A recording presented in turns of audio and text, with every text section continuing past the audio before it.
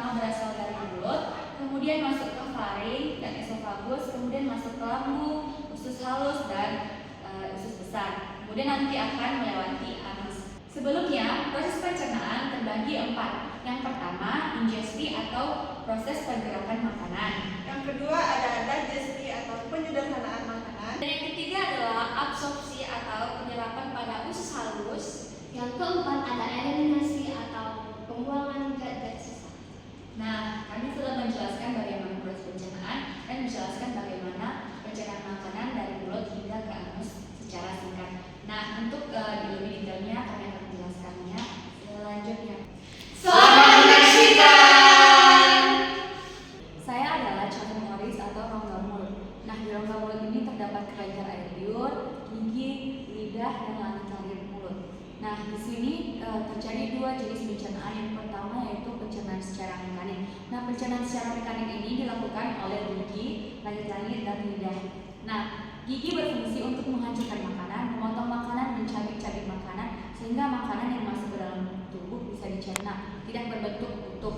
Nah, kemudian lidah berfungsi untuk mencampur-campur makanan yang telah ada di dalam mulut. Kemudian langit-langit berfungsi untuk menahan makanan supaya makanan tidak langsung menuju ke faring atau esofagus. Nah, pencernaan yang kedua yaitu pencernaan secara kimiawi. Nah, pencernaan kimiawi ini menggunakan kelenjar air liur yang masuk ke air liur. Nah, di dalam air liur terkandung enzim seperti ptyalin dan zat-zat lainnya yang akan bereaksi pada makanan sehingga dapat melancarkan proses makanan hingga masuk ke dalam pencernaan selanjutnya. Nah, selanjutnya adalah faring yang akan dijelaskan oleh teman saya. Saya adalah faring. Faring adalah bagian sistem pernafasan dan pencernaan yang merupakan saluran otot dan mukosa yang berbentuk seperti tabung yang berukuran sekitar 13 cm. Bisa dibilang, faring itu adalah organ yang paling penting di dalam tubuh manusia. Jadi, faring itu terbagi menjadi 3. Yang pertama itu nasofaring, yang kedua orofaring, yang ketiga laringofaring. Yang pertama itu nasofaring. Nasofaring itu terletak di bagian atas tenggorokan yang terletak di belakang hidung. Yang kedua itu orofaring. Orofaring itu di bagian tengah tenggorokan yang tersambung dengan rongga mulut untuk menyalurkan udara dan makanan yang masuk ke dalam tubuh. Dan yang ketiga adalah laringofaring.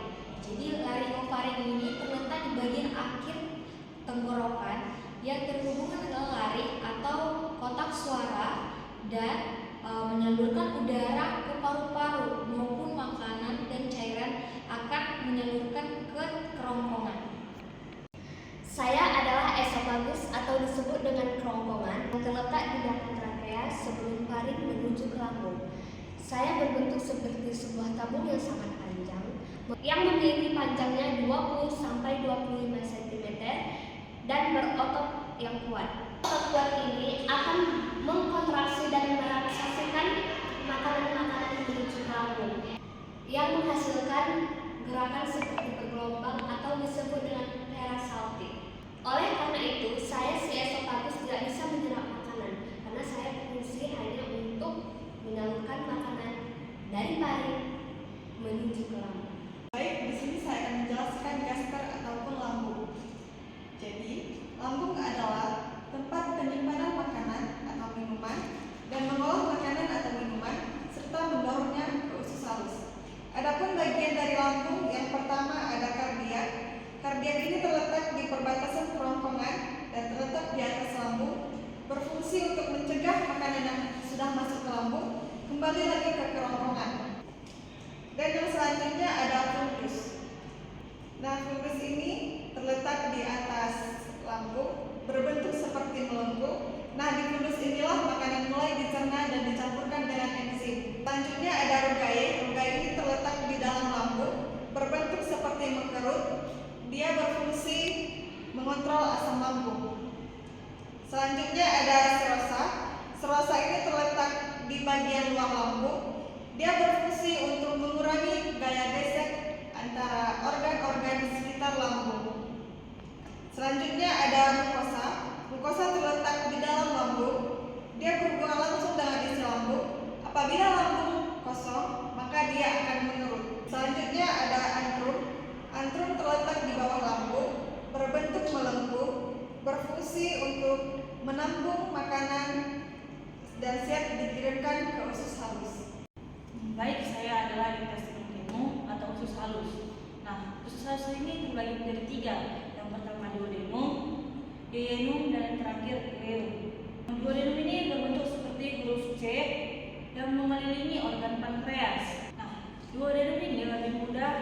menerima enzim pencernaan dari pankreas, serta cairan empedu dari hati karena lebih dekat dengan kelenjar pencernaan.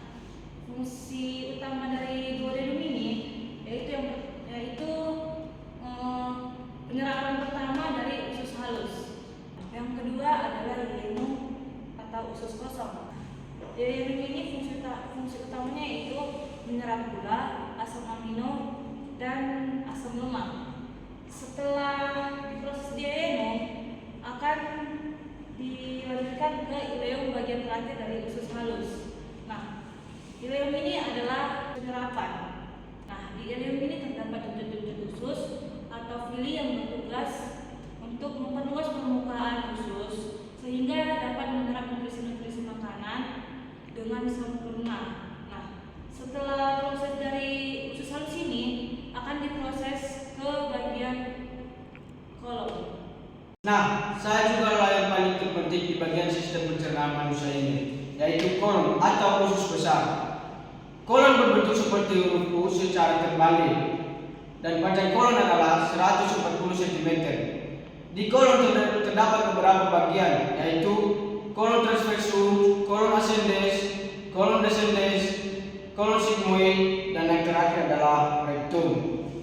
Nah, fungsi kolon ini adalah bertugas untuk mencakup timus dengan enzim, saluran cerna secara menyerap air dan elektrolit untuk membentuk feses.